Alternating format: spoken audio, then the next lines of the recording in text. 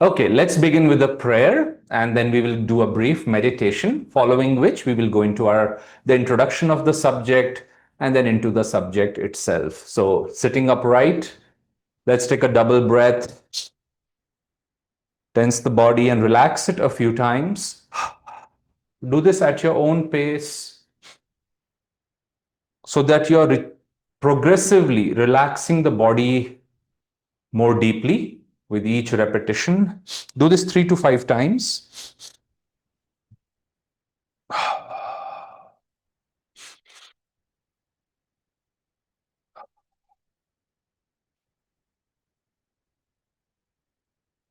Bringing more wakefulness, shedding the lethargy, the subconscious state of sleep. One last time, expelling any tensions. Now, sitting with the spine straight and relaxed, let's lift the gaze behind closed eyelids, as if setting the gaze to the masters, to God, to the inner light. And let's call to them from the depths of our heart through this prayer together. Heavenly Father, Divine Mother, friend, beloved God, beloved Gurus, Jesus Christ, Babaji Krishna, Lahiri Mahashai, Swami Sri Yukteswar Ji, our beloved Guru, Paramhans Yogananda Ji, saints of all religions, and our dearest friend and guide, Swami Kriyananda Ji, we humbly bow before you all, thanking you again and again for your presence in our lives, for the teachings you have brought us, and today especially for the gift of Hong Saw in our lives.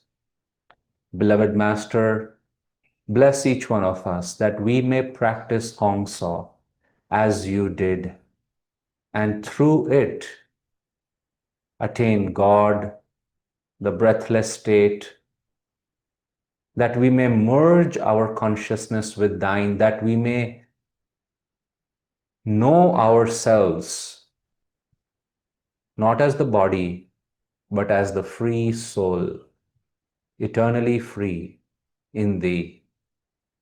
Om Shanti, Shanti, Shanti. Let's meditate, friends.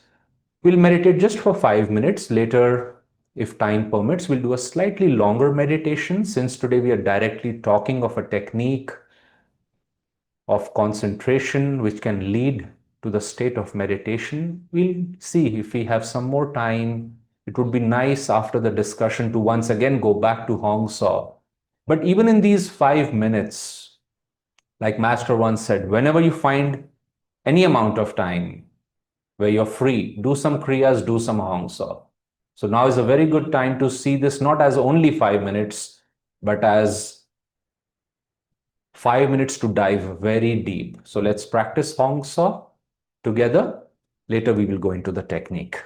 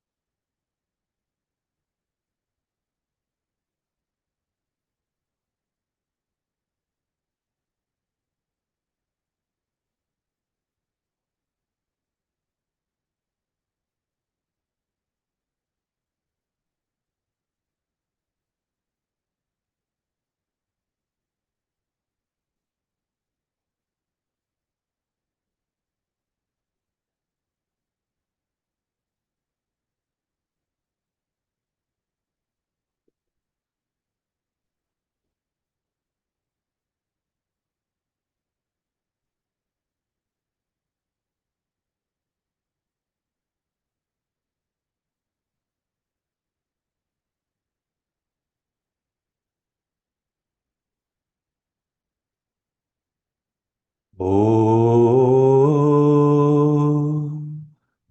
Om. Om. Om Shanti, Shanti, Shanti. Welcome once again, everybody. And I see so many more have joined us. And as I did in the beginning, I'll encourage you once again to please turn on your videos. It's always nice to see one another, get to know your family. For example, I know Neelam ji over there, and but many others I still don't know. And our congregations are always swelling, and it's nice to see you. You know how important it is to see one another. I was once doing a class in the pandemic, and I my audience of 6 people who were with me in Raja Yoga class series would just not turn on the video. So one day I said, "This is enough. Anyways, we are not seeing people outwardly. Nobody's turning on the video." So I started the class, which was, Raj Yoga classes. They go for 2.5 hours or so. And when I started speaking, and then I did this. And I said, today we're going to talk about yamas and niyamas for the next 2.5 hours. And I'd like to know, how was your week last week? And suddenly somebody said, "Oh, sir, before you go ahead, we cannot see you." I said, "Yes, and you won't for the next 3 hours unless you also reciprocate." So, of course, I totally understand if you have to keep it off. But on the other hand, if you turn the camera on, it just makes the class really a class because we get feedback and interaction. That is also the reason when we do meditation teacher training, one of the very primary things we share is try to always sit in the front row or second row, because imagine a teacher comes and there's nobody in the first, second, third row, because naturally it's human nature. You want to sit in the back, you just want to listen, maybe you want to meditate. But think from a teacher's perspective. He or she comes and nobody wants to sit up close. It's not very encouraging. Okay, so today's subject is a continuation of something we have it's a wonderful series. I want to congratulate Harish, Venkat, and others who have organized this beautiful, theme of how to deepen our sadhana. Oh, how nice to see you now. I forget your name, but Manjuji, of course, Manju or Manjusha, Manjuji. Wow. See, that's the benefit of turning on the camera. It gives so much energy to the teacher. And Manjuji, you look wonderful. This is really good. I'll tell you something, friends. These are real things. I remember in the pandemic seeing a devotee weekend after weekend because she was attending classes. And this was the second wave. You'll remember so many deaths were happening across the country. And I saw this devotee, and she was looking exceptionally bright on the camera, right there. Everything was online. And so I thought, wow, the people change, but weekend to weekend, it's hard to feel that. So anyway, I just went around the class. How are you? How was your week? How is your practice? One by one. And when we came to that devotee, she said a very interesting thing. She said, 3 days ago, a very heavy weight which was on me for 11 years got lifted. And she said that weight was the passing of my father through an accident. He had many fractures across his body. He died alone. When the accident, he was taken to the hospital. He was in the ICU. She said we saw him, but he was already in coma. 3 days later, he died. Now the interesting thing is, she said in these 11 years, he came in my dream 3 to 4 times, and he told me. And this devotee's name is Jyoti. She lives in Thane, and he said, "Jyoti, don't worry. I was not in pain. I was not in pain." And now, can you imagine somebody has multiple skull fractures, bone fractures, and the person themselves is telling you, "I was not in pain," which was the grievance of this daughter. And she said, "Adityaji, I was not convinced till 3 days before we had this satsang. We had a satsang on death. We spoke about what is death, what is not death. Our understanding of death is very different from how Master describes it. Where do our relatives go when they die? How can we talk to them?" And she said, not only did I understand the subject, I had a vision in which Swami Kriyanandaji came to me with my parents. My parents spoke to me in Marathi, and my father looked at me in my eyes and he said, "Jyoti, I was not in pain. And Master writes that. If you read the book Karma and Reincarnation, he said when good people die due to an impact or a murder or something like that, they do not experience pain as others would. There are details over there, but anyway, so this devotee said, I was so uplifted by that experience that I'm so happy. And the interesting thing was, as I said in the beginning, I could see that happiness in her through that. So the point is, if you're feeling God, why not share it through others? You know, a darshan is not only of a saint. Don't you want to see your family members, friends, and other Guru Bhais? So darshan comes in many, many ways. Master said if you can have a sincere smile on your face, that is something you can share with others. Swami Kriyananda ji used to do that all the time. So anyway, thank you, Manjuji and everyone for this, because it's really a very, very real thing. The other thing is, coming back to that subject, that we've had now discussions on energization exercises, and we had this session where so many of you contributed how to deepen our meditation and sadhana, and we have that wonderful list now with us. So today we'll go in the subject of Hong Saw. Now, I'll come to that subject, and but I want to start by sharing a story and then the importance of meditation, because even literally from week to week, our lives change. World situations have changed quite a bit since you and I started this discussion on how to deepen our meditation. And many times people can feel, oh, my country is going through a financial crisis, political crisis, global conflict is increasing, crimes are increasing. It feels, sometimes the news makes you feel that way. They hardly report how many more people are joining meditation classes worldwide and finding God. That does not make the headlines. But when these things happen, just yesterday I was talking to somebody and this person said, I'm questioning. He said, not now, but some years ago, he said, I was questioning the path. I was questioning Yogananda ji. I was questioning the fact, what am I doing as a young man meditating? Can I do something better? And here's the important thing. Through meditation, and we discussed this in our last class, what Ananda's real gift is not so much, a community and all. Those are wonderful outward expressions. It's really consciousness. And consciousness cannot be, it can be seen, it can be felt. And when I say seen, it's like a form may convey that. Once somebody was tried to buy Anand Mohima a little brass pot, like a lota. And they said, Ma, this is looking so beautiful. You may enjoy it. Can I buy it for you? And Ma said, No, this is it's first of all, it's in the shop, but it's not new. It has been used by three different people. And she said, I can tell you all the details of those people. So the point is, the form is the same. You can clean it, polish it, but form is nothing but consciousness. And when I saw that devotee, that's what I saw. Oh my goodness, how has she changed so much within a week? And some dramatic change of consciousness had happened over there.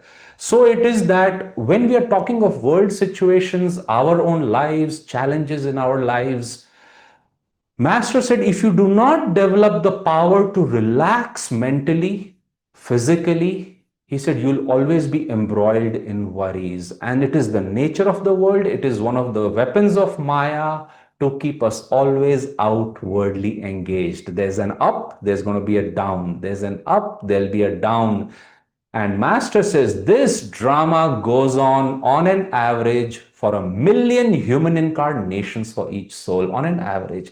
That's a staggering level of deceptivity Maya has developed over here. So the point is getting out of this duality. It's not an escapism. It's simply showing people what is true peace, where is freedom from our own habits, from our own challenges. Why are people behaving badly in the world? Well, they cannot help themselves. If only they meditated, if only they were like Master, in joy, in calmness, in self control, those challenges would not come. So, if you are talking of a lasting contribution and solution, It only comes through consciousness. And once you have that consciousness, you can be a leader like Mahatma Gandhi. You can be somebody like Swami Kriyananda ji, who was a writer, singer, musician, and he was even a very good dancer, he said, and he could write. And just you can really fully live your life once your consciousness is in your control. And what that really means is it is being guided by God and Guru, which again, for most of us, or not, I shouldn't say for most of us, for most people in the world, God is not a very real thing. They may believe in him, but they cannot describe him. They cannot summon him at will. They may not have a technique. So, from all these standpoints, when we study any of our teachings, whether it is Hong Sau, Kriya Yoga, Om technique, energization, we suddenly realize, my goodness, what Yogananda ji and the masters have done is they've opened this portal. It's a little bit like a door. You don't know what's on the other side, but you open the door and suddenly you can see everything. So Hong Sau is like one of those techniques where you suddenly open the door and we see potentials which otherwise were hidden from our own gaze, our own higher potential. We think we are the body, but we are not. Now, I mentioned I'll tell you a story about Hong Sau. This is something I heard many years ago. It has stayed with me. One of our teachers, who is now in Ananda, the work in America, long-term ministers, she has been on the path many decades. And she said after the first, about 5 to 10 years of being on the path, you of course have received Kriya initiation by then. And Kriya is the highest technique of yoga and our path. And she was practicing Kriya, except one day this thought came to her. Now that I have Kriya Yoga, I don't need to give that much time or any time to Hong Sau. You see, after all, Master did call Hong Sau, which is practiced in two primary ways, Hong Sau with the breath and Hong Sau with the spine. Today I'll focus on Hong Sau with the breath because I'm told there are some students of How to Meditate and Raj Yoga series. So Hong Sau and the spine will be covered later for you.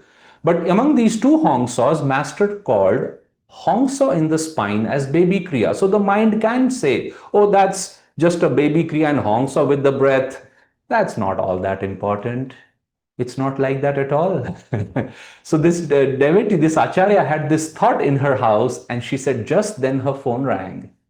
And she picked up the phone, and Swami Kriyananda ji, who was in his house on the other side of the community, he said, hello, good morning, how are you? And she said, Swamiji, I'm wonderful. He said, I just came out of my seclusion.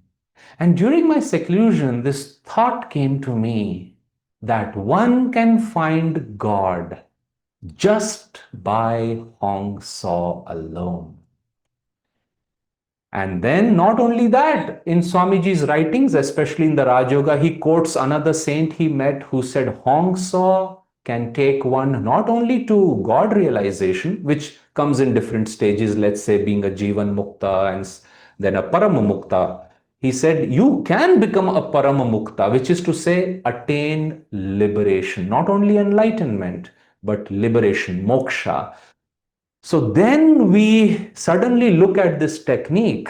It's a little bit like revisiting a gift you enjoyed very much, and you say, oh, let me take a look at it and let me see what else it can offer. So what are some characteristic things Master said about this technique? And then we can go into the more specific benefits. First of all, Swami Kriyananda ji said, because the direct gift of Hong Sau is peace, calmness, and Master said super relaxation, not just relaxation, super relaxation. So because those are the interesting gifts, you might say, Kriyananda ji said that makes this technique one of its kind in the science of yoga for which there is no upper limit. Master used to practice this for 7 to 8 hours a day. Now, normally when you do something for 7 to 8 hours a day, there is a strain on the body, not with Hong Sau. So the mind may tell you, oh, I can't do now. I'm not saying do it for 8 hours. What I'm saying is do it for 15 minutes, half an hour. And then this is another beautiful thing Master said. He said, if you want to become a master, which means a saint, a Jivan Mukta at least, if you want to become a saint in this life, Master said, over and above your Kriya, you must practice Hong Saw for 2 hours a day at least. Now, again, the mind may say, oh my God, I don't have 2 hours. No, bit by bit, if you do it, we will see we do, because the gift is relaxation. The energy put into Hong So, because a little bit, it's not a very willful exercise or practice, but nonetheless, to concentrate, some will and energy is required to repeat the mantra. However, it's a little bit like turning the wheels initially of an, what do you say, a generator, old style generator. You move it very quickly in the beginning, and then the generator kick starts and it takes over. Yeah, so it is that when we do some Hong Saw, the peace and relaxation that comes from it, Master said, has so many benefits that, and I'll go into them. He said, your energy conserved is much, much, much more than the energy invested into the practice of the technique. So it's a little bit like, it's like a little investment. Of course, you have to make that. However, the returns are going to be enormous, and you'll totally forget about what the investment was in the first place. Some other things that Swami Kriyanandaji, when he was in India in 1950s, early 60s, he gathered, because, people challenged him on this. There is another very popular practice called Soham, which is wonderful. It's a good practice. Master said it is a valid practice. However, somebody said to Swami, Soham is right, Hongso is wrong. It is not even a mantra. Now I won't go in the details. It will take a lot of time, but you can read in different ways where Swami met Swami Narayanan and Anandamoyi Ma and many other saints, and he confirmed from them and their disciples about not only of the existence. Now, Swami was not confused. He said, but once people started quoting Sanskrit and scriptures, he said, I as a Westerner didn't know them. So he went to the scholars and asked them and confirmed that this is a very high science. So what are some things they told him? First of all, they said, not only is it a mantra, it is a correct mantra, it is a Bij mantra, it is mentioned in the Rig Veda, it is said to be the mantra from which the universe itself has originated. Now, again, I won't go in the details, but when Swami asked some of them, but why did then this person say this? Why did that teacher say that? Their answer sometimes was they simply are ignorant, or they have not read this. They don't know the knowledge of the scriptures. Swami Kriyanandaji said one person he met was Narayan Swami. Kriyanandaji said he had 1 lakh spiritual texts, and he was not necessarily a bookworm. Swami said, I was with him for a very long time. Again and again and again he showed, because they were sitting and talking, but again and again this teacher, I think he was a saint, he would send his servant to this enormous library in his house, and he would say, go to that bookshelf, get this book, open that page and read this to Swami Kriyananda. And Swami said he knew all the content in all those books down to the page and the content on that page. And when he said, bring the Hongso Vidya, Hongso Samhita, read from there. So anyway, Swami was telling you and me these stories, so our faith and confidence is not shaken. Now, what's the difference between these two mantras? Well, Hong Saw comes from the Sanskrit term Aham Saha. Aham means I am He. I am a child of God. I am not this body alone. I am not this personality. I am not my mistakes. I am a child of God, because when we let go of the release of the Aham, the ego, we find deep relaxation. Master called the identification with the ego the crushing weight of the universe. He said it comes to that point. It builds. In the beginning, people enjoy the ego. Talk about me, listen to me, look at me, what about me, say some nice things about me. And nowadays, we live in a world where people are, they get on YouTube and here and there. I'm not really criticizing anybody. What I'm saying is there is a category of people who enjoy being in the ego and expanding it, And then there is the yogi, as Master said, who is crushed by the enormity of the weight, or you might say, like Swami said, by the punity of it, that this is such a little thing. It's that, but we feel like you're the center of the universe, that the ego has the power to make each person feel they are the only important thing in the universe. And when we come to the point of realizing that is not bringing me happiness, then we talk about how do I get out of it. And Master says those who are trapped in ego, which is most of us, then Master said the sincere spiritual seeker must practice Hong Saw. And he said Hong Saw, Aham Saha, becomes Soham. He is me. He is in me. But Master said we should not say that in the beginning, because Soham, Master said, you see, it ends with the word aham, which is the root word of ego, Soham. And Swami said, repeated often, it can actually increase the ego, which is the very thing we are trying to get rid of. So you get the simple distinction. And over the years, I've met many people who have asked, should I practice this? Should I practice that? I've simply told them, why don't you see, practice them both for a while, let's say 5 minutes each, and see for yourself which is bringing you really more peace. And I did this myself because students were coming and asking me. I didn't have a question myself. But I saw right there that Hongsa is more liberating. It takes you in that direction. So then let's come to the subject of what are some benefits of Hongsa. Well, first of all, there are physical benefits, let's say, you start meditating. It is something we teach in our How to Meditate Level 1 class. And I'm sure people have come back to you and said, oh, I'm sleeping better. I'm feeling more relaxed. My insomnia has gone away. I taught it to my mother many years ago. And I was at home for a few days. She wanted to learn how to meditate. I taught her. Well, 6 months later, my father, who is a doctor and was her doctor also, he called me and he joked with me on the phone. He said, Aditya, you must stop coming home. I said, why? What does that mean? He said, you are going to shut down my clinic and my business this way by your visits. I said, I'm really not getting the implication over here. He said, for all these years, your mom was very dutifully buying a tablet of hypertension from me. But what did you teach her last time? Now her blood pressure falls below normal and she has to stop the medication. And this happened when she was 62, 63 years of age.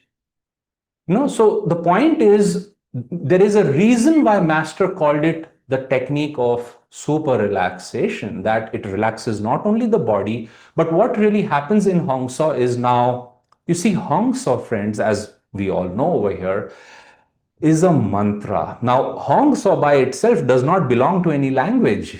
Aham Saha is Sanskrit, but the mantric formulation, Master said, is Hong Saw. It is actually in deep meditation, it is the sound of the very breath, Master said. It can be heard in deep meditation.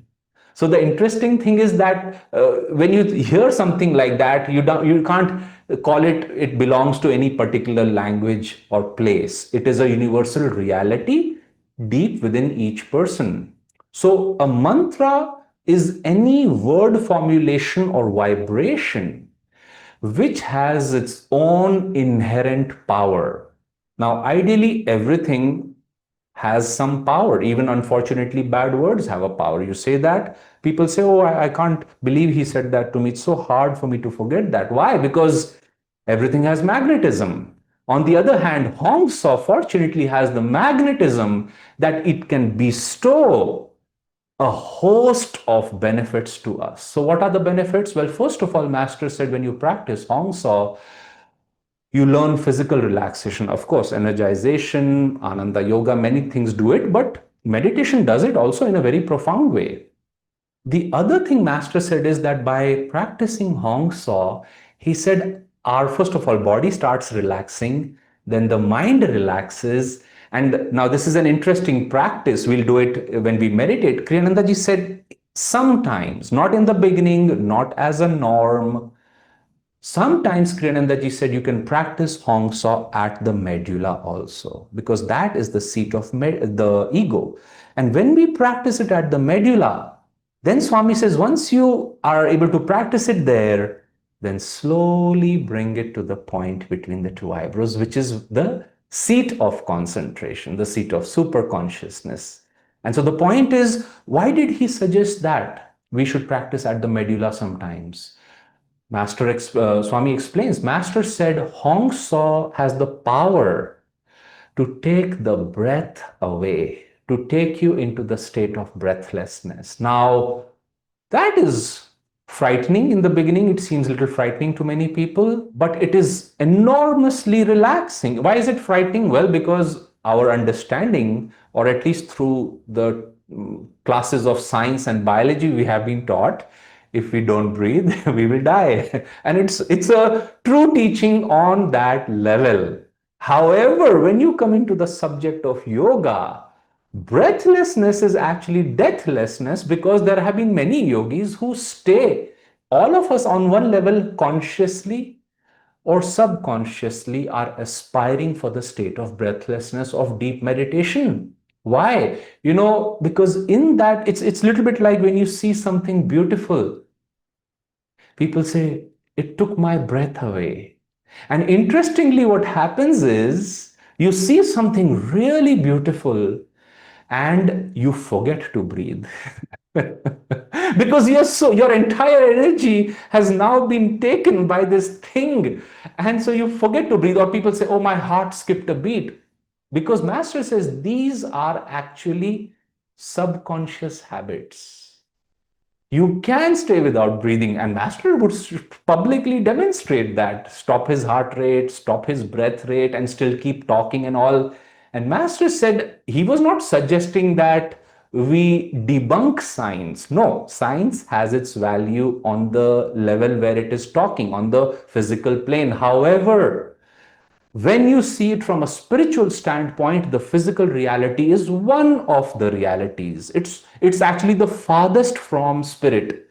So the physical cannot overpower the spirit, but the spirit, when it so wishes, can easily override the physical. The physical is a stepping stone towards spirit. So Master said your breath can be taken away. Now you may say, well, what is the benefit of that? Well, it has many benefits. First of all, if you see the two most important things that you and I operate from, we define ourselves, our personality, I should say three main things. They are all tied to the breath. What are they? Let's say, first of all, that was the reminder for me to bring my class to a quick close. So, it is the mind. And Kriyanandaji said, if your mind is restless, if somebody has come to your house to seek counseling, you'll see the moment they come, they sit down, and they are, the posture, the very face, their forehead, the way they are breathing will tell you the seriousness of the problem. Swami Kriyanandaji, people would come to him for counseling, for sharing their projects and ideas, and just by their breath and just the feeling, he was not playing the prediction game, but he would tell those who, as they say, had the ears to hear.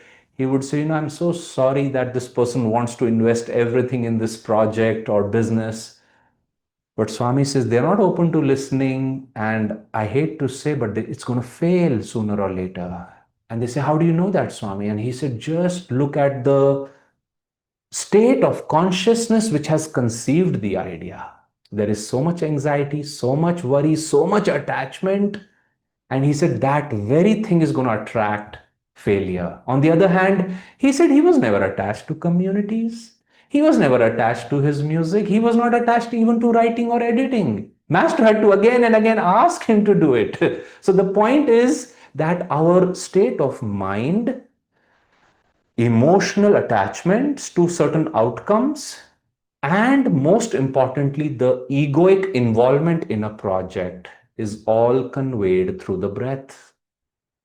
They are tied to the breath. So for you and me who are aspiring yogis, who are tired, I really hope, who are tired of duality. Because remember, when Master went to Sri Yukteswarji, he said Sri Yukteswar took 6 months to explain only the first 10 verses of Patanjali. And the first verse of Patanjali is, now we come to the study of yoga.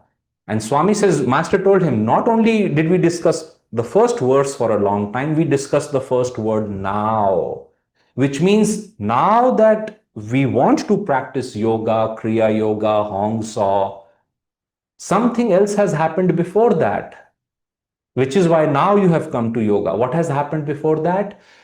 Again, I won't go into the detail, but Swami used to simplify that. He said, what has happened is you have realized by now that this is a world of duality. It just doesn't work. It goes up and down. It doesn't bring lasting happiness. Those things come and go. And Swami says, I'm born, I'm going to die. There's no two way around it. So the point is, if everything is dual, if my happiness will come and go, why am I seeking permanent happiness? Then Swami says, from that is the first teaching is Shankhya, everything is dual. Vedanta says, some people have found lasting happiness. And then Swami says, you say, oh, if some have, I also want it. How can I find it? And he says, then yoga comes. So the point is, as we approach Hong Saw, as we approach the state of breathlessness, we must convince ourselves really every day before we sit to meditate, if we can, which is what Sri Yukteswar was trying to instill in Master, that yoga itself will not work unless you understand why you are practicing it. Otherwise, sometimes yoga can enhance our ego, pride, all sorts of issues can come. But if you understand, no, this is a world of duality, my mind, my emotions, and my ego are really not listening to me. And that is a very good understanding, because then the question is, who are you? I am the soul who is observing that things are going out of control. And then you say, okay, if that is what's happening, I cannot work directly with the mind or feelings or my ego, but I can work with the breath. And that is where the power of the mantra of Hong Saw takes the breath away in a very relaxed manner. And Master said, when the breath goes away, the ego, the mind, the heart, they don't go away or vanish, but they become pure instruments like Master was. He said, no one lives in this temple now but God. I killed Yogananda long ago. I killed that personality. Swami Kriyanandaji used to say that my actions, my thoughts and my feelings, for decades I have tried to attune them to Master. Now I don't know, he said in 2012, now I don't know where Kriyananda ends and Yogananda begins, because that is the state of oneness of yoga. So keep that in mind. Now, from a very natural standpoint also, when your emotions, when your mind is healthy, calmer, when your ego, you see, there is a very positive side to the ego. The ego can do wonderful things, good things in the world. The ego can be what Swami called a healthy ego. I want to help other people. I want to pray for other people. All these positive sattvic qualities are the signs of a sattvic person. And when you're sattvic, when you're of a high consciousness, when your ego is healthy, the healthy part of the definition of a healthy ego is, I don't want to exist. Because it's an unhealthy ego, as I said in the beginning, that emphasizes itself. It's the healthy ego which wants to give itself up. Like Bhishma, in the beginning, it was unfortunately unhealthy. Towards after he got all those arrows and problems, he said, I want to give up myself now. I want to surrender myself, which is how Hong Saw can bring that crushing weight of the universe can be taken off us through the practice of Hong Saw. Now, how do we then practice Hong Saw? Well, it's fortunately the philosophy behind it, the convincing behind it is a bit rather long, but the technique itself is very simple, as you know. Master said, well, we are all breathing. All you have to do is, without controlling the breath, watch the breath. It's coming in and out in a certain manner. Now, it's very interesting. If I asked most people, what is the normal heart rate of a human being, you would say 72 per minute, which is what medical books also say. However, as medical science has evolved, if you ask, especially a cardiologist or any good MD doctor, they'll tell you not a single heartbeat in those 72 in that minute were the same. And that change from one beat to another is called heart rate variability. Why is that important? Because similarly, no two breaths are the same. You and I are breathing in a certain way with each breath depending on our involvement of mind, feelings, and ego in this world. So, Master comes in and he says, now Aditya, apply Hong Saw with each breath. And don't worry about the speed of breath. If it's fast, go fast. If it is slow, go slow. And as you apply Hong Saw over and over and over again, you will realize that it starts slowing down the breath and consequently the involvement in this outer world. And we start going within. Interiorization starts happening. Concentration. Master says this is the highest technique of concentration in the world. Now you may say, well, I'm not a high school student anymore. I'm not a program developer anymore. I don't need concentration. We are not talking of that kind of concentration. We are talking of concentration as defined by Patanjali. The student kind will also come. It does come because you are focusing on every breath, you're applying a mantra, it sharpens your mind and brain. Actually, it does a lot to the brain structure. But let's talk about what it means for spiritual aspirants. Master says when you apply Hong Saw, your concentration develops, and concentration in Patanjali's Ashtanga Yoga is called dharana. That, and let's quickly go through the steps. Yam. And by the way, if anybody is from a level 1 class, these will be covered for you. Very simple. They look a little confusing, but they're very simple steps. There are attitudes, yamas and niyamas. Then there is asan, that you sit down to meditate. Then you do pranayam, you observe the breath, control the breath a little bit. And then comes pratyahar. Because by now your eyes are closed and you're doing certain practices. Pratyahar simply means interiorization of the mind. Now that is important because if the mind is always going out, out, out, we get exhausted. So to interiorize, to find God, to find God within you, as Christ said, the kingdom of God is within. To go within, pratyahar is the first step, and pratyahar leads to dharana.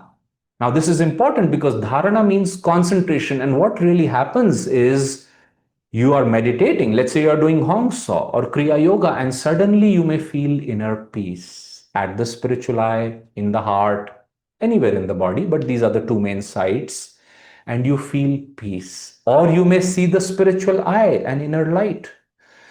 You may feel joy, enormous joy, ecstatic joy. And so what happens is you get concentrated on that. So that's the kind of concentration we are talking about. Hong Saw is the highest technique for concentration because from outward worries, anxiety, restlessness, and fears, it suddenly can transport us into. Can you still see me? Oh, sorry, I got a message that I have signed out. Okay, we are back. So what really happens is that you are then transported, you feel Hong Sok can change our consciousness. It can uplift our consciousness by calming the heart and breath into spiritual perceptions of peace, calmness, inner light and joy. And that kind of concentration, Master said it is the highest technique for that. And once we see those divine aspects, Master said, then they are so beautiful. It's a little bit like you see a beautiful thing outside and you say, oh, this is so beautiful. Let's buy it. I want to see it again and again. And you may keep it on your study table, or you may keep it in your living room. Why? Because you enjoy seeing it. But that's outside. It has a limit. When you start seeing our own inner reality, then Master says, it's always with you and the joy is much more, and it is a conserved inner joy. It keeps welling up and increasing. And that concentration leads to absorption, dhyan. And absorption is now you cannot It's like drawn you, just like sometimes a negative thought does not leave you. Here, a positive, you're in the grip of a positive state. Now, once a monk said to Master, Sir, I am not able to meditate. I just can't sit down to meditate today. These bouts of restlessness can come. And by the way, Hong Sau helps with getting rid of that bodily restlessness and consciousness also. So, anyway, what did Master so sweetly say to him? Master said, It's okay. You go and work in the garden. I'll meditate for you today. So this boy was very happily going. Imagine if Yoganandaji told you, I'll do your meditation today. Maybe you want to add in a word, Master, make sure I find God today through you. But Master said, I'll meditate for you today. You go and work in the garden. So he was going, and Master says, but remember, wait, listen to one more thing. He said, Yes, sir. Master says, today you are not able to sit in meditation, but a day will come in your life where you will not be able to come out of meditation easily. Because meditation, that's why God is called Hari. वो हर लेते हैं आपको. He steals your attention, steals your heart. So Hongsa has the power to first give us that release from ego, focus the mind, relax the heart's feelings, and then you see an inner reality, and then it's a little bit like a cab service. Its job is to take you from dharana, pratyahara dharana to dhyan. It will leave you till dhyan. And Master says that is where true meditation begins. So Hongsa is not a meditation technique. It is a technique of concentration, which takes us into the state of meditation. And Master says, once you're in that state, you're enjoying it so much. And now maybe you and I can see why Master was doing this for 8 hours a day. In the beginning, 8 hours seems like, oh my God. But once the result starts coming and more peace and joy and relaxation comes, and you realize that I started the meditation from an egoic standpoint, but God takes over because the breath goes away, the ego goes away. And when the breath goes away, many times, people may say, I don't believe in God. And frankly, it happens to devotees also. We know God exists, we know gurus are with us all the time, but doubts come in. And Master very beautifully, and I'll close with this sharing. Please, if you have some questions, we can take those now. And Master said a very beautiful thing. He said the word Vishwas means faith, but literally understood it means Vishwas, Bina Shwas, without breath. So he said, as long as your breath is moving, your faith in God and experience of God is weak or not established. It's like milk and water, Master said. But the more you are in the state of Vishwas, the more you are in God, and that becomes your experience. That becomes your living. You have spent time in that state, and Hongsa takes us into the breathless state. It takes us into the state of meditation, and we spend long time over there, as Master explained. That's a different subject, but that is where Hongsa can take us into deep peace, deep meditation, deep silence. And Master says the more time you spend over there, the more God contact you have over there, the more when you come out of your sadhana, through your eyes, your words, your actions, your consciousness, that becomes a gift for the world. And yes, it is a slow process, but this is the only thing that works. So when we said in the beginning, many times we doubt, what am I doing? Should I do this? Should I do that? Well, any good work is good work. But Swami says, if there's one thing you have to give to people in this world, give them joy. Because it seems simple, but it's not an easy thing. Kriyananda ji, somebody asked him, which is the most difficult tapasya? And Swami says, to be happy all the time, to be joyful all the time. That's why all the saints, they take it upon themselves to find joy. Vivekananda, Yogananda, Kriyananda, Sevananda, Paramananda. The goal is no matter what you do, get to joy. Once you have joy, which is not affected by ego, feelings, hurts, then you really have something which cannot be taken away. And that is the only gift worth having and the only gift worth sharing with others. There's more we could share, and perhaps in a subsequent class, we could cover the subject of Hongsa in the spine, which, as I said in the beginning, is something we learn usually towards step 3 or step 4 of our class series. But I'll invite some questions now, and then we have 30 minutes to meditate if we don't have questions. So I could do a guided meditation.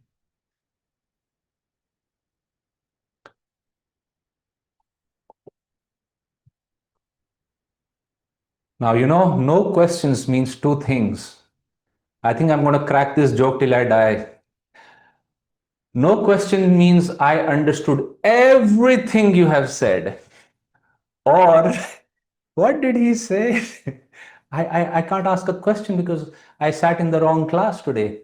So, if you have any questions, I'd be happy to. And in the meantime, I'll go through my notes over here and see if there's anything I could cover.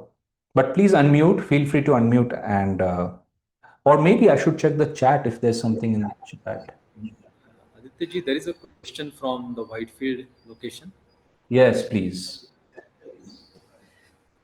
I have one question. So the Hanso method, as you said, it is going to increase the concentration, and then we go into the meditative state, right? So if you means like if you have to do for if you are doing for long time, does that mean that we are not yet come to the meditative state? Like since we have to do for long time, No, no, that no, means that not we at are all. not able to concentrate, kind of. No, see, you have to understand, Paramhans Yogananda ji was a world teacher. So his advice was for people who were very, very busy and people who were, and maybe many of his disciples still are, like forest hermits, you might say, or somebody who is in vanaprasth or sannyas stage where you have a lot of time to do this. Now, yes, it's good if you can do deeper and longer meditation. Results usually are better that way. At the same time, the very fact that Master offered this in a how to meditate class right in the beginning means the results will come even from really like 2 minutes of Hong Sau practice, 3 minutes of Hong Sau practice. That's why he said the more you do it, the more you will get out of it. But please remember, Swamiji makes a very clear point of this. You always want to meditate till the point where you're feeling joy.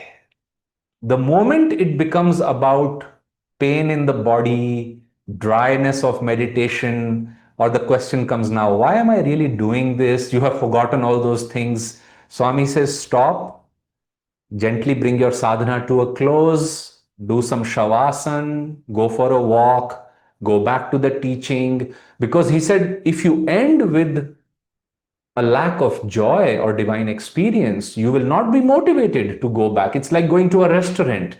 If you have a very good meal, you say, hey, next time let's come back.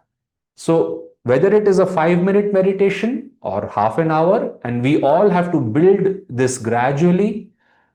And Master said he had a devotee who found God just by meditating half an hour a day. So again, there are no hard and fast rules over here, but do what you can and be in touch with your local teachers, your leaders there, and make, like Master said to Swami, make haste slowly, make progress, build your foundation and build on that gradually. There's no hurry over here. But there should be urgency. Master used to say, let nothing interfere, but don't be restless or tense about your efforts. Something has come in the chat. How important is the use of finger movement in Hong Sau? It is important for two reasons. And I'll share this when we meditate, and it's of course in the books you have received that when you're meditating, your hand is on the thigh, and if you can, you want to, when you're doing Hong, you want to bring the index finger in and saw when you go out. Because as we do Hong Saw, the breath slows down and becomes very shallow. The pauses become long. So sometimes we may, and we have to follow the breath. You get it? You have to apply Hong Saw on the breath. So if we forget, sometimes it can happen in very relaxed breathing, one can forget, am I inhaling or exhaling? So Master said your finger movement can be an indicator to bring you back. Hong, inside, inhalation, saw, outside. That is one thing. Then there may be an energetic connection, but it is for each person to feel, how they are feeling with that. Okay, how to differentiate when we have experiences like visions, etc., whether it is the inner reality we are experiencing or it is the mind's projection? Well, be first of all, a few basic things to check is how is your posture? What is the position of your eyes without opening it? Now, I've told this story many times. I had a friend who was sitting in front of me doing a 3 hour meditation. And in between, I opened my eyes and I saw this is how he was meditating. And then again and again, I opened my eyes, and every time he was like that. So finally, we were all having prasad. His spine was bent, and also we were having prasad. And he came to me and he said, Aditya, today's meditation, wasn't it so divine and peaceful? And I said to him, well, it was, but I said, I thought you were sleeping throughout the meditation because I said, I didn't touch you so that you could have made a noise and woken up others. But I said, your spine was bent and your head was swinging here and there. He said, really? I said, yeah. I said, you were sleeping, I think. So the point is that, is your spine straight? Is your gaze up? Are you feeling joyful? And joyful, not, you see, even pleasure, people can say, oh, that was wonderful. Well, we're not talking of that. We're talking of, Master says, pleasure, happiness, joy, bliss. So a devotee has to see, like Ramakrishna used to say, go forward, go forward, go forward. That keep moving forward, that it's okay. You get a vision or you see something and you compare it. Is this taking me into higher and higher joy? Are the colors I am seeing? Swamiji covers this subject if you want to read in more detail in the book Awaken to Super Consciousness. What are the colors? What is the feeling? Is your mind feeling clearer after that? Has it changed your behavior? Are you feeling kinder, more empathy for other people, more joyful, in yourself? Has your love for God increased? Sometimes people get a vision and they leave the path, really. They become a so called guru and all that. I've seen that, unfortunately, because they feel this is it, I got it.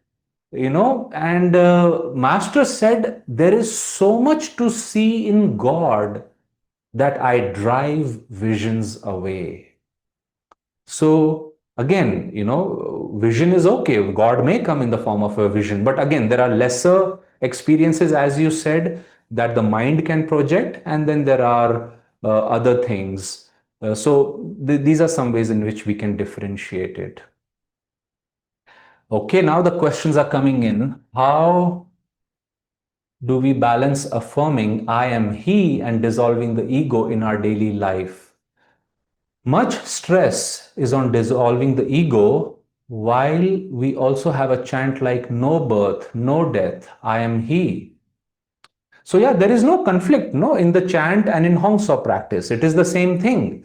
Actually, Adi Shankaracharya, who composed that chant, I am He, I am he is sharing, declaring that state in which he is finding himself now. He is free, and there is no birth because the soul really has no birth. Now, I realize when we are stressed, one of the most difficult things to do in stress is to just sit down. When we are stressed, we are running around, we are anxious, we don't want to meditate. The mind tells you meditation will not help. My background is in medicine, and I've tried to tell myself and others who have a similar problem. I said, this is exactly the time you need the medicine, Aditya. Just find the cushion and sit down. Or if you just sit down for 5 minutes, everything will work out. And it does many times because what we are seeing outwardly, this seems a little esoteric, but it's not. If you're interested, you can see in Master's teachings more deeply, you can read about it. You see, friends, what's happening around us. Stress, for example, people, circumstances, it is all a projection of our inner consciousness. Our karma has taken an outward form to remind us to go beyond it, to raise our consciousness and go beyond it. But if we get so lost in the karma that we forget the way out is through meditation, then we have missed the point. Then you spend a lot of time in stress. So when stress comes, or like Swami once very sweetly said, he says, be like a leaf. The first gust of wind that comes, think of God. Don't wait for the storm to come. He said, with every movement, stay in God, be in God, and then you'll see that you come out better. So, anyway, my advice would be, and again, in stress, it's hard sometimes to generate that kind of energy ourselves. So, go to the center, find somebody who is not involved in that situation and who is calm. Meditate with them, have a cup of tea with them, do some chanting, and then tell yourself, meditation has helped me in the past. If I sit just for 5 minutes, I can work it out. And what I've seen is sometimes when I'm stressed and I sit down to meditate, my breath may be very irregular, the mind is all over the place, but because I have put out the will, no, 5 minutes I will sit on the cushion. In 5 minutes, like muddy water turns to clear water to some degree. I feel that that storm subsides. And so you can just tell yourself, okay, don't say I'll go back to it, but say, okay, let me do a 5 minute experiment. So, in stress, that's one of the things that works. But as I said, if that doesn't work, try the others. I'll move ahead now. Can we also focus on our breathing and chanting Hongsa in our minds when we do our daily tasks? Absolutely. Absolutely. Master writes, just don't do it when you are driving with an exclamation mark. And that Master's typical sense of humor. So, yeah, of course, why not? Kriya also. Master says, even if you have, and though, those who are Kriya Bans, he said you can do one or two Kriyas or do little Hongsa and always come back to it. It happened to me whenever I do Hong Saw, there is a strong hold at spiritual eye or some other energy centers. Can you explain? Well, it is good if the stronghold is at the spiritual eye because that's what we really want. You see, when we practice Hong Saw, you practice with the breath higher and higher till you feel the breath at the highest point in the nose called Nasikagram. And there you feel a fanning as if the air currents are fanning the spiritual eye, gently blowing on the spiritual eye. And when you practice Hongsa over there, it increases the magnetism of the spiritual eye, which is what exactly we want. Because then that magnetism brings the energy of the spine up through the spine, the Kundalini energy, the prana comes up through the chakras to this point. So that is absolutely what we want. Don't be in any tension though. Just because a lot of energy is coming, actually, let me put it this way, because a lot of energy is coming, you should be all the more relaxed. That is the way to channel more and more energy. This very famous, world renowned healer, Louis Hay, who is no more now, but was a very good friend of Swami Kriyanandaji's. And once she told somebody, she said, Kriyananda is the most peaceful man I have known in my life. And Swami Kriyanandaji and Master was like that. When you have such enormous energy flowing through you, it's not egoic. They don't have to tense. That is in the beginning we do that. But the art is super relaxation, as Master was saying. And that does not mean you're not concerned about things. You are very well concerned, you're very much aware, but you are able to now channel so much energy and you are seeing it's God's energy because that's what a devotee prays for. Divine Mother, do it through me. Guruji, do it through me. Swami Kriyanandaji said, I have not done a single thing. My Guru has done it through me. So, again, don't be tense in that process. And if you feel energy at some other chakras, yes, that can also happen. But again, you want to then see how you want to lift that energy up. But again, nothing wrong with that. Having control over monkey mind is very hard. Some days there are many emotions that come into play while doing Hong Saw. How long do we do Hong Saw in this state of extreme emotions? Well, first of all, why do these things change from day to day? A very simple explanation is all our karma, Master said, is in our spine. And as we are trying to clean it up, different things come up differently. It is just the thing explained in the churning of the oceans. All sorts of things come out in that Samudra Manthan. So one day and the other day is going to be different. Come to expect it. And then when you have that understanding, then you're able to work on it. How do we do it when extreme emotions come? Well, the good thing is Hong Saw, the gift of Hong Saw is calmness. You know, one of the things Hong Saw teaches us is to let go. Because the ego's grip is loosened and the feelings are kind of calmed through Hong Saw, things should happen in a certain way. That tendency goes away.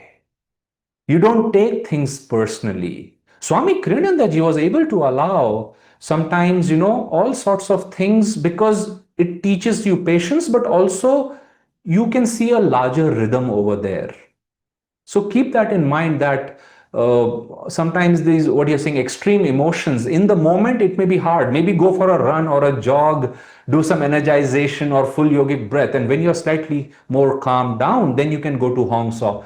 Here's another thing. Right in the Lessons in Meditation book, Jyotishji explains there is the practice of Hong Saw and other techniques that will come later, but there is the preparation of meditation also. So you want to do energization, you want to do your full yogic breath, Mahamudra and other things so that the bodily tensions, the breath is regulated. Kriyanandaji said you ideally want to do even count breathing, many rounds. And if you can, not just 4 counts or 8, he suggests if you can do 20, 20, 20, 10, 10, 10. Why? Because once you've taken the breath on your side, then it is easy for it to get out of the way. Whereas if the emotions and the breath are like a storm, Hong Saw is hard to practice as you've written. So see how you can prepare temporarily before you jump into Hong Saw practice. Okay, we have a final question over here. Looks like while meditating, after some time, my breath becomes shallow and finally will have to come out of meditation. Why the breath becomes shallow? Well, first of all, you don't have to come out of meditation when the breath becomes shallow. That is exactly the time to sit in meditation. The goal of Hong Saw is to slow the breath process and take us into the breathless state, or let's say semi-breathless state. When you feel that, when that is exactly when you start enjoying meditation. Master says deeper spiritual perceptions come, peace comes, calmness comes, the inner light can come, the sound of Om can come. So when the breath becomes slow and the pauses increase, you are approaching the state of meditation, and that is exactly the time you should sit there, at least for 1/4 of the time of your practice. So if you're meditating 10 minutes, at least 3 minutes you must sit in that silence. So, and why does the breath become shallow? Again, for all the reasons I've been explaining, that Hong Saw has that effect on the breath. True meditation, Master said, where motion ceases, God begins. So the breath, the mind, heart rate, all these things are impediments. And when they are going away, then you want the breath to become shallow and go away. Okay, I think this will be our last question because we also want to meditate some. Gagan writes, sometimes when we are doing Hong Saw, we unknowingly control the breath. How to get out of it? Well, it's a very good thing to observe. And the moment you have observed it, it's okay. You say, okay, hey, wait a minute, I interchanged it, I controlled the breath. So You can maybe even let out a breath like, or just let one or two breaths go by and again catch that movement and start riding it once again. But no need to open your eyes or feel bad or anything. Okay, let's meditate then for 10 to 15. What do you say? 10 minutes, Harish? We have some time? We have time. We have a lot of time. It depends on your time. So We have a lot of time, really? yeah, I think we can easily meditate till 12:15 or 12:20. Okay, okay. So let's do that because that will take care of a few other questions that people might have in their mind. So what we'll do, let's stand up and do 3 to 4 energization exercises of your choice. I'll do a few over here and then do about 6 to 7 rounds of the full yogic breath. And then let's come back to our seats.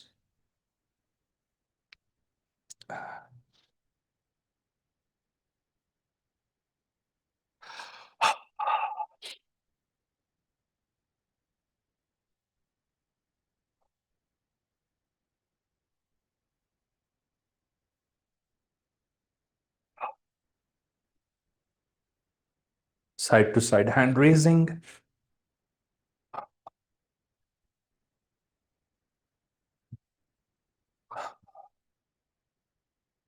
Walking in place.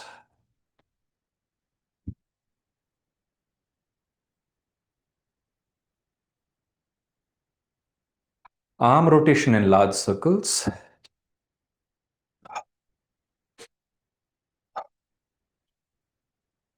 Reverse.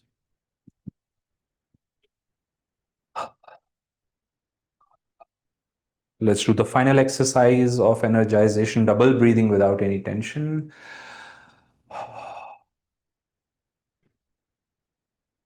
Close your eyes. Try to feel the energy beneath the skin throughout the body.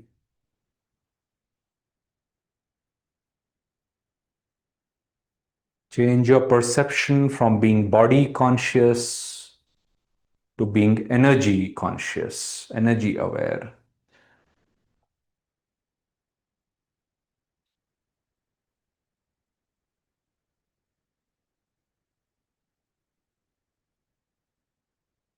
Om Shanti. Let's do 6 rounds of the full yogic breath at your own pace and at whatever range you comfortably can do.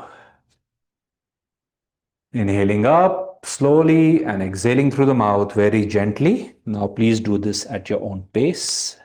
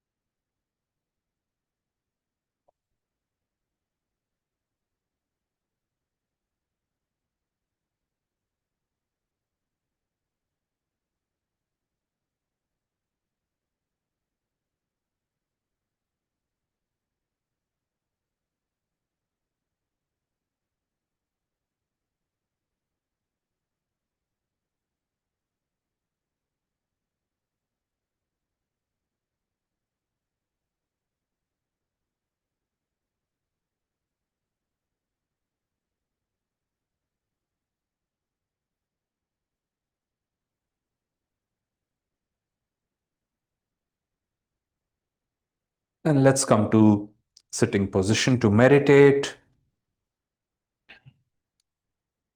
We'll do a brief chant.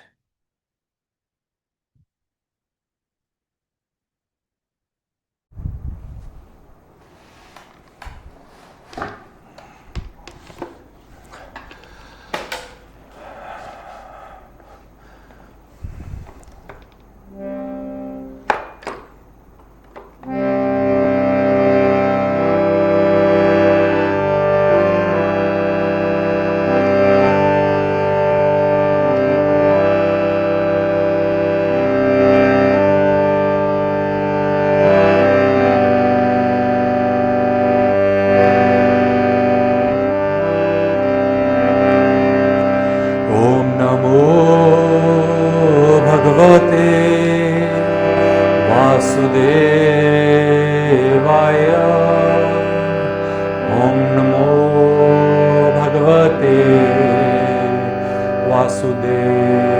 Vasudevaya. Om Namo Bhagavate Vasudevaya. Om Namo Bhagavate Vasudevaya. Om Namo Bhagavate Vasudevaya.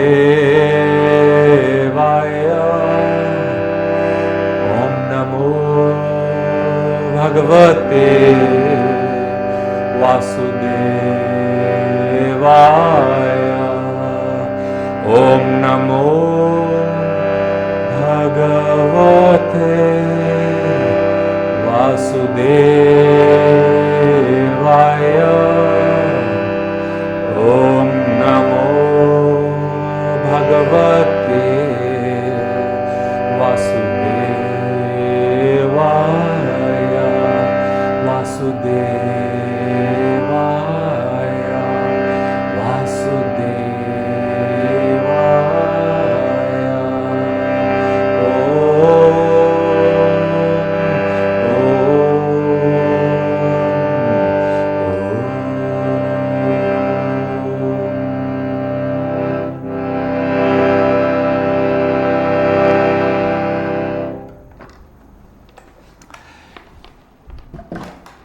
Let us offer a prayer to our masters.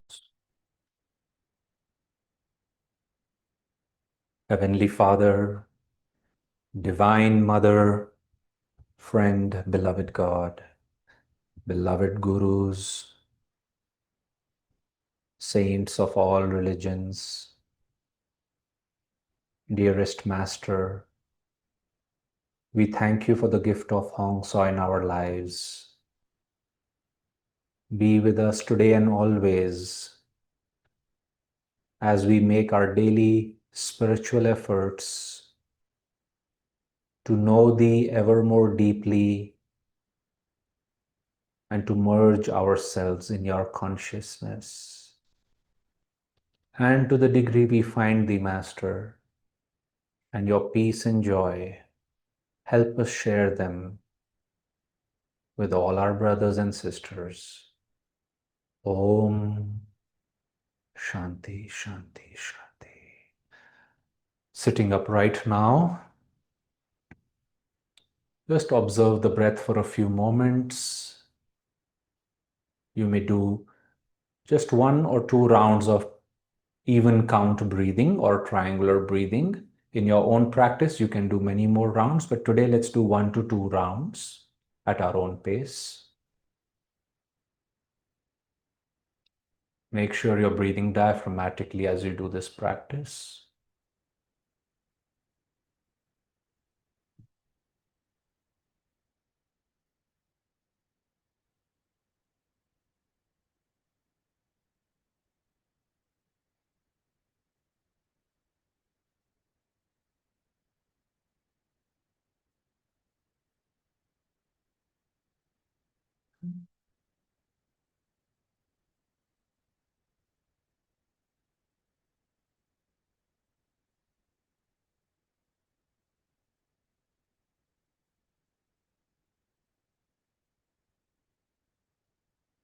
Now let go of control on the breath. And just like as if you're observing from outside, just observe the flow of breath in your body. First, observe the movements of the organs involved with breathing. You'll see that the chest moves in all directions, outwardly, slightly upwards with each inhalation, and then it recoils. Just without controlling the breath, observe this for a few moments.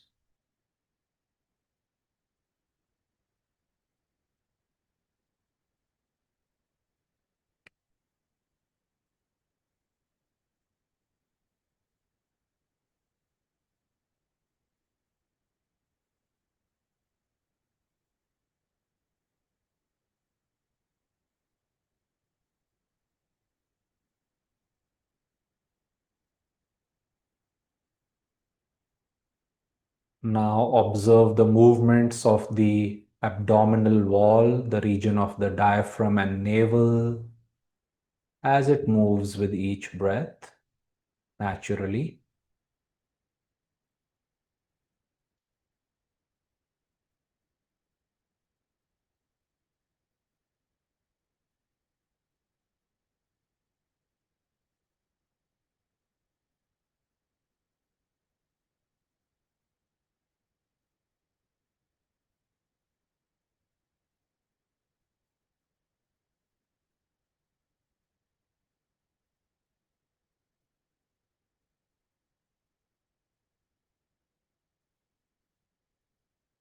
Now try to feel the air currents at the nostrils, the cool current coming in, the slightly warmer air current leaving the nostrils.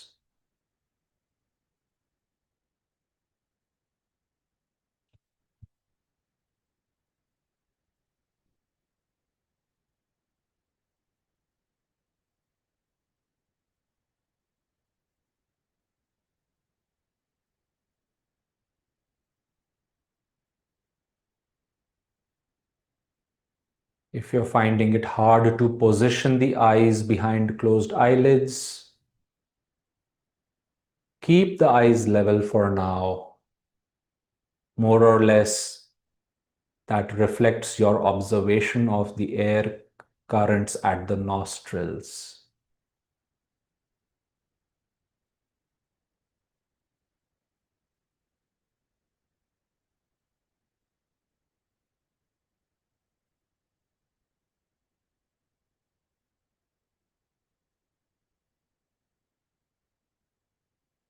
And now very gradually try to feel the air currents higher and higher up in the nose.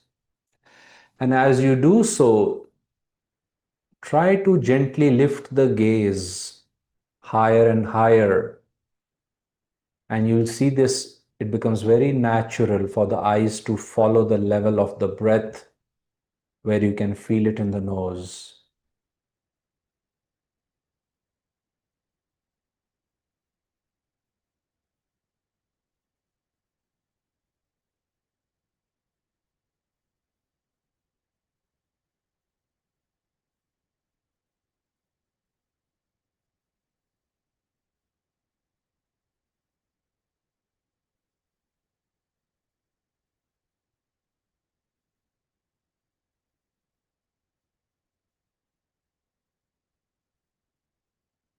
Swamiji consciously mentioned that relax the nose, especially in this final stage of observing the breath,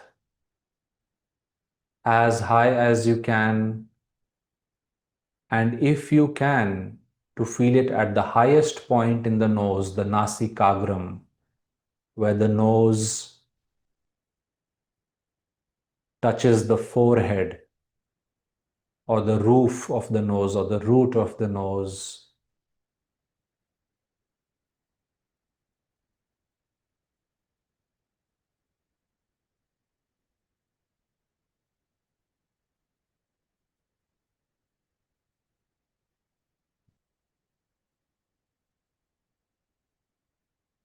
Feel that those air currents of inhalation and exhalation are gently blowing on the spiritual eye, fanning the spiritual eye.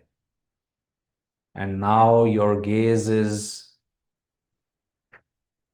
as if you're looking through the spiritual eye into space.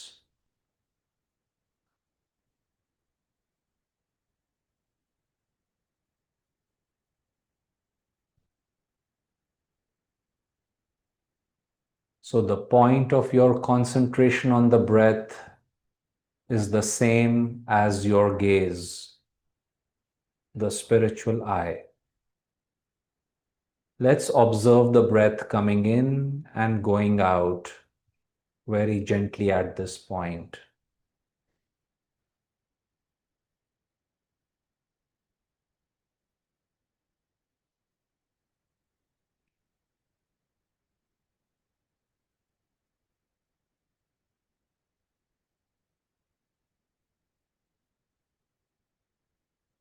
And now, with the attitudes of reverence and devotion and deep respect for the technique, as Master said, let's apply the mantra of Hong Saw on each breath uniquely. Hong with the incoming air current, Saw with the outgoing for those durations. After a few repetitions, you can use the finger movement also, bring that in.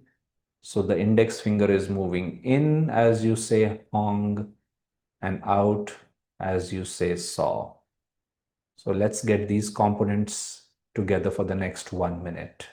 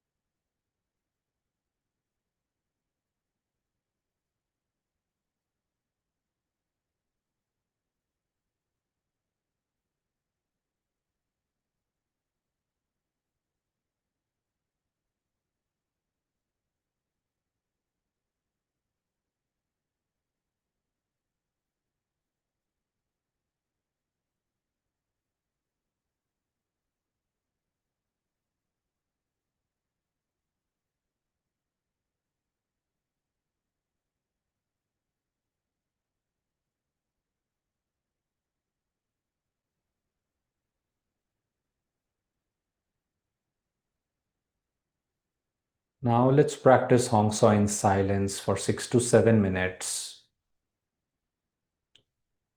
Stay awake. Make sure your gaze is up. Otherwise, Master said this can induce sleep.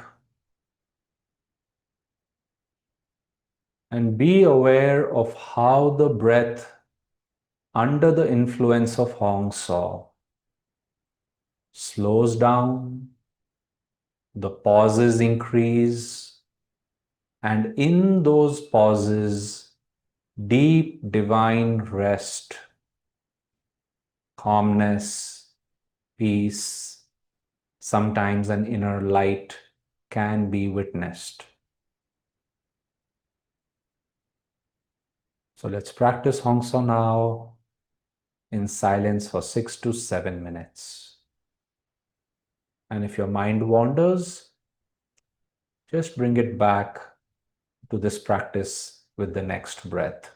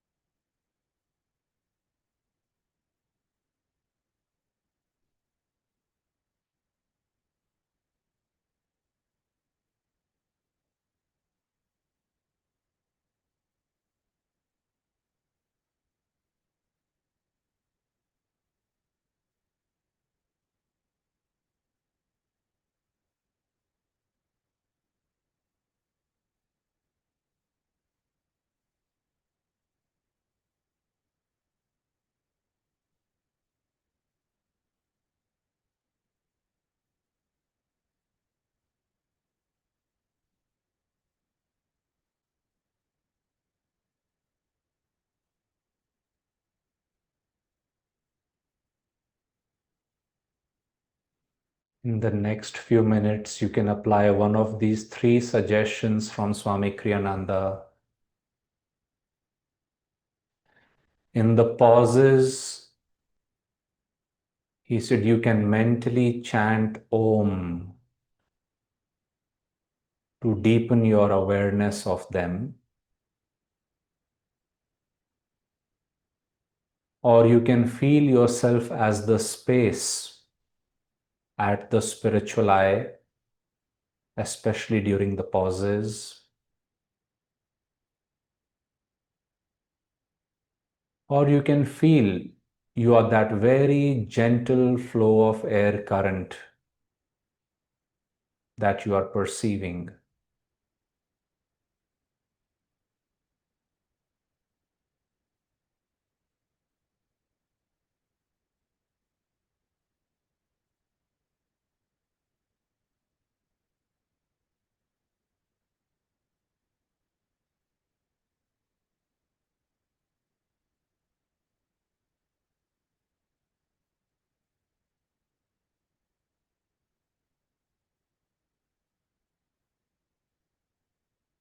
And whenever you feel ready, you can gently keep the technique aside and go into the state of meditation.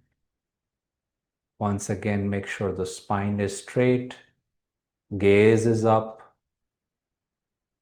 and your inner concentration is on the spiritual eye with peace, calmness, or any other aspect of God that you are focusing on spending time with. Let's do this for 2 to 3 minutes in silence now.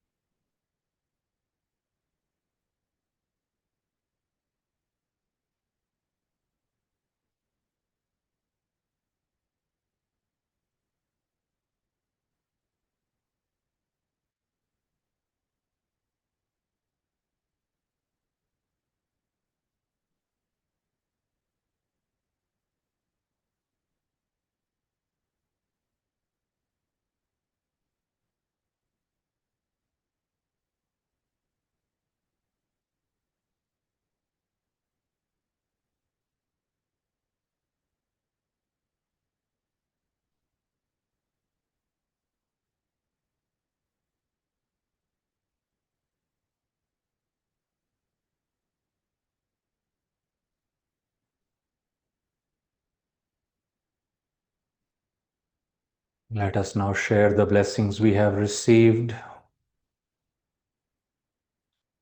with anyone who is in need of healing, seeing all our centers worldwide, radiating Master's light and sharing that light. Let's pray together.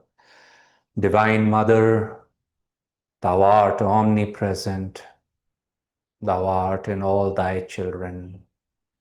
Manifest Thy healing presence in all bodies, minds, and souls.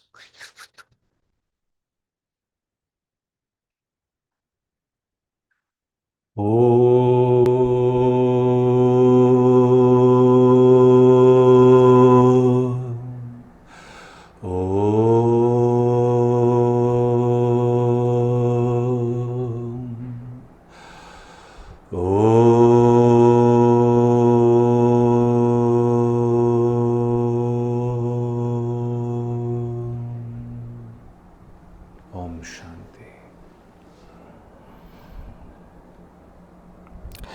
Thank you, everybody, for coming and joining this morning. And in one of the subsequent classes, since this series will continue, we can go in more detail and cover the subject of Hong and the spine too. God bless you. Have a wonderful weekend ahead.